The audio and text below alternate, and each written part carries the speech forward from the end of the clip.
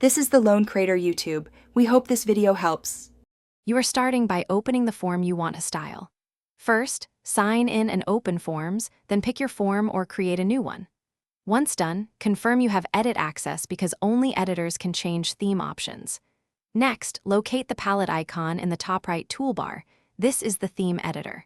You'll use it to pick colors, background images, and font styles, so keep the form visible as you make choices to see immediate results. You now customize the color. Click the palette icon and pick from preset swatches to apply a quick look. This changes header and accents. If you need an exact shade, click the plus or custom option and enter a hex code or use the color picker.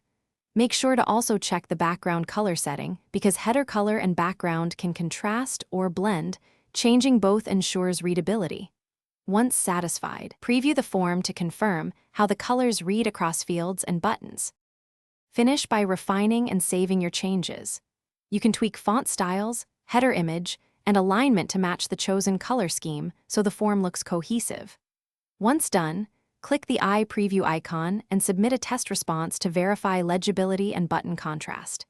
If colors look off or accessibility is poor, reset the theme and reapply a different preset or carefully re-enter hex values.